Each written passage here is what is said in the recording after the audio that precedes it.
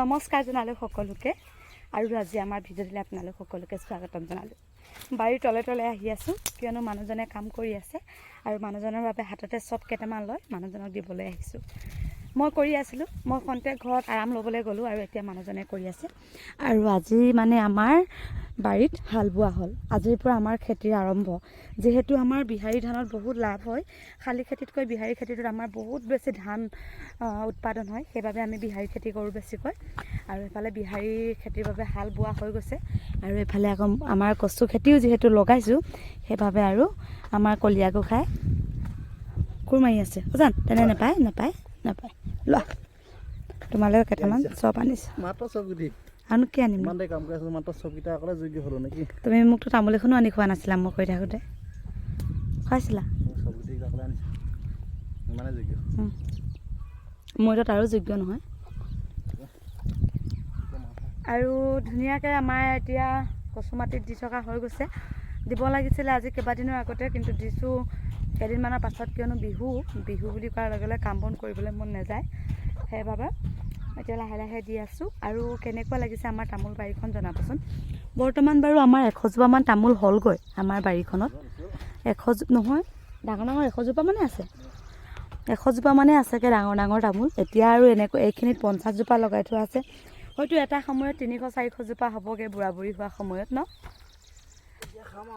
আৰু এই ঠাইখিনিত হেৰি লগাম বুলি ভাবিছোঁ এবাৰ, কচু মাটি দিয়াৰ পাছত যিহেতু এই ঠাইখিনি থাকি গৈছে যে, সেই ঠাইখিনিহঁতত এবাৰ ধুনীয়াকৈ আমি লগাম ভাবিছোঁ ফল মূলৰ পুলি। আৰু আমাৰ ঘৰত বৰ্তমান আছে ফল মূলৰ পুলি, কমলাও আছে, তাৰপাছত আতলছ আছে, কল আছে, কুঁহিয়াৰ আছে, এনেধৰণে বগৰী, মধুৰি, এনেধৰণে কেইবাজোপাও ফল মূলৰ গছ আছে। আৰু এতিয়া এবছৰ আমো লাগিছে আমাৰ ঘৰৰ বাৰীত, নিজৰ বাৰীত। আৰু নিজৰ আম গছৰ ফল এটা খাব পালে কিমান ভাল লাগিব নহয়নে। সেইবাবে আকৌ ভাবিছোঁ আকৌ ইয়াত ফল মূলৰ খেতি কৰিম।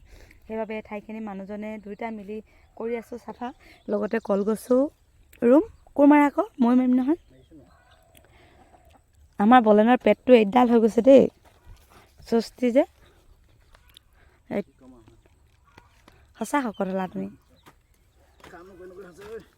কাম কৰা, কাম কৰিলে স্বাস্থ্য কি ধুনীয়া হৈ থাকিব। নক'বা জান দিয়া, মই কওঁ দিয়া। তুমি ক্ষীণাব নালাগে, মইহে ক্ষীণালে মোক বলেনে একদম জিমলৈ যাবলৈ দিব বোলে।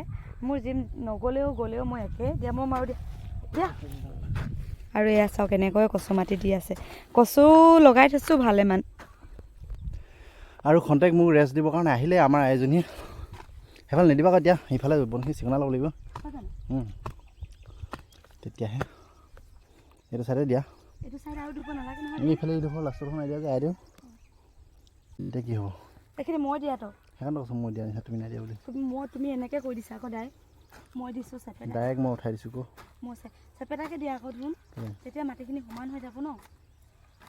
মোৰখিনিও চেপেটা হ'ব, অলপ পাছত চেপেটা হৈ যাব, তুমি চাবা নিজে নিজে। সেইকাৰণে মই চেপেটা কৈ দিছোঁ আৰু চেপেটা নহওক বুলি। তোমাৰ চেপেটা কৰিলে বেছিকৈ ওলাই যাব গুৰিটো, হয় জানো। মোৰখিনি ওখ কৰি দিছোঁ, চেপেটা কৰিয়ে দিয়ে বহলকৈ, হয় নাই। ধুনীয়া লাগিছে